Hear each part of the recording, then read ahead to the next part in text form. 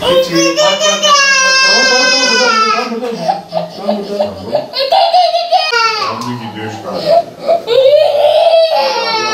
Tamam giy ceketini giy kızlar. Ne oldu? Doktor amca. Teşekkürler. Geçmiş olsun. Boğaz spreyle soğuk algınlığı hava yazma var mı, onları kullan. Ben Doktor Mehmet Saçan, Batman Merkez Gültepe Aile Sağlığı Merkezi'nde aile hekimi olarak görev yapmaktayım. Kış aylarının gelmesiyle havaların soğumasına bağlı grip vakalarında artışlar oluyor. Grip, influenza virüslerin yol açtığı, hızlı yayılan, ağır seyreden bir solunum yolu enfeksiyonu. Yüksek ateş, kas eklem ağrısı, baş ağrısı, titreme, yorgunluk, kuru öksürük, boğaz ağrısı gibi sık görülen belirtilere, bu enfeksiyonda bu belirtiler sık görülüyor. Özellikle yaşlılarda ve ufak çocuklarda ve kronik hastalığı olanlarda ağır seyreden, komplikasyonlara yol açabilen bir enfeksiyon. Zatüre gibi, bronşit gibi ciddi komplikasyonlara yol açabiliyor. Grip hastalığından korunabilmek için en etkili yöntem grip aşısı yapmak. Her yıl grip aşısı olmak.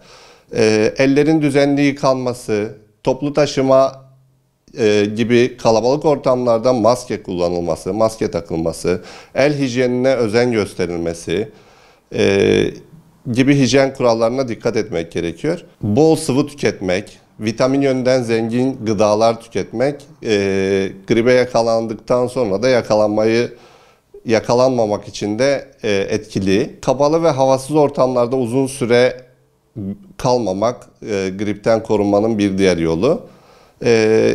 Yapılması gerekenler de ateş, kas ağrısı, halsizlik gibi belirtiler eğer uzun sürerse bol sıvı tüketilmeli. Gerekirse eğer uzun sürerse, devam ederse bir hekime başvurmak gerekiyor. Ateş birkaç gün içinde düşmezse veya nefes darlığı gelişirse mutlaka bir sağlık kuruluşuna başvurmak gerekiyor. Eğer risk grubundaysa, ileri yaştaysa veya ufak çocuklar veya kronik hastalığı olan bir hastaysa grip aşısı öneriyoruz önce. Bol sıvı tüketip istirahat ederek, hani yakalandıysa eğer gribe, aşılanmamış ve yakalandıysa bol sıvı tüketip meyve, özellikle C vitamini içeren meyveler tüketip istirahat ederse büyük ihtimalle bunu kendi kendine atlatabiliyor. Ama bazı durumlarda evet komplikasyonlar gelişebiliyor veya uzun sürerse mutlaka bir hekime başvurmak gerekiyor. Önce aile hekimliklerine başvurup aile hekimi zaten tedavisini veriyor. Eğer bir yatış gerektiren bir komplikasyon olursa hastaneye sevk ediyor zaten aile hekimi. Mevsim şartlarına göre kalın giyinmeyi öneriyoruz.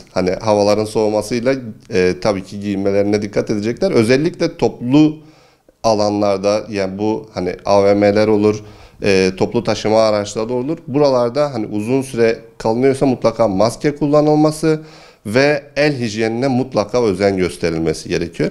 Havasız ortamlarda uzun süre beklememek daha doğru. Gripten korunmak için.